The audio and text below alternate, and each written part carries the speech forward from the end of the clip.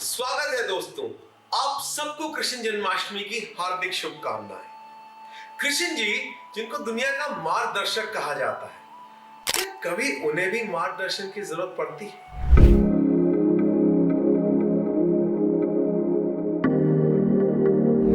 आज मिलके चलते हैं नंदगांव, जहां उन्होंने अपना बचपन व्यतीत किया। When he turned 16, he decided to get married to Radha ji. With the same desire, he went to his mother, Yashoda ji. She politely turned him down with three reasons. Number one, she is elder than you. Number two, they are not of the same socio-economic stature. And number three, she doesn't like the way she moves around in the village. Krishna ji was not convinced at all. He was still determined. Now, the next level was they went to Nandji. Maybe the father would get convinced and help him convince the mother. But the father too was not convinced. He gave his own reasons. When he was determined and they were determined, but they were not able to come on a common platform, they decided to go to the Guru, Sandipani ji, who had trained Krishna ji, along with Gargacharya ji. They initially explained that he should not think about getting married to the lady, but when they found him to be determined, then they had to reveal some secrets.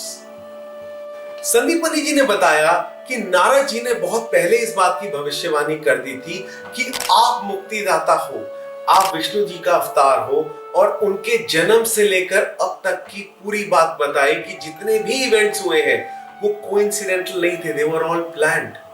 यहां तक बताया कि वो नंद जी और यशोदा जी के naturally born सन भी नहीं है।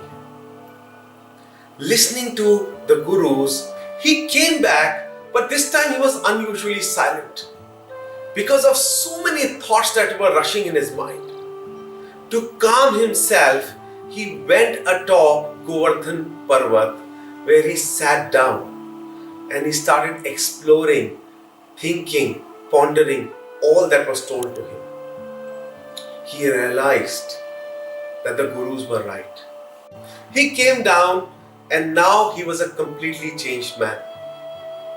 उन्होंने अपना फेयरवेल अपने स्टाइल में रासलीला रचा के किया और अंतिम बार राधा जी से मिले, उनको अपनी फ्लूट गिफ्ट की और कहा, मैं आपके लिए बजाता था, अब नहीं बजाऊंगा। 5 साल वो नॉर्थ इंडिया के जंगलों में गए, वहां पर उन्होंने खूब योग, खूब तप किया और उसके बाद कृष्ण वो बने जिन्हें आप और हम जानते हैं मार्गदर्शक के रूप में। दोस्तों, कभी कभी मार्गदर्शक को भी मार्गदर्शन की जरूरत पड़ती है।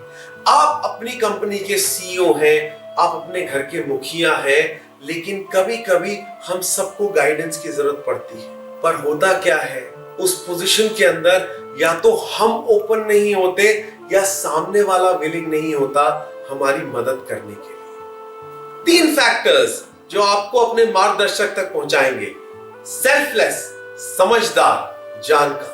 पहला, क्या वो व्यक्ति सेल्फलेस है? क्योंकि जब किसी का सेल्फिश इंटरेस्ट होता है तो वो अपने ओपिनियंस को बायस कर देता है, और ट्रस्ट भी इसी बात से बनता है कि वो व्यक्ति जो भी हमें सलाह देगा वो उसके पर्सनल बेनिफिट में नहीं है। ये सबसे बड़ा फैक्टर है। नेक्स्ट फैक्टर है, क्या वो व्यक्ति समझदार है?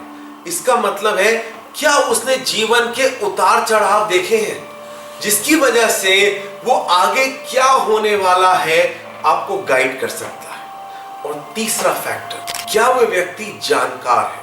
मतलब आप जिस टॉपिक पे बात करने जा रहे हैं, क्या वो टेक्निकली उस सब्जेक्ट को समझता है ताकि आपकी बात को और डिटेल में समझ सके। 3 फैक्टर्स जो आपको अपने मार्गदर्शक तक पहुंचाएंगे।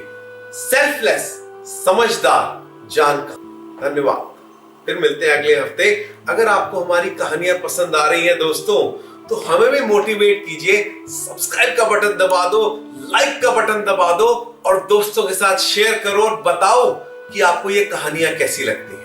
Thank you.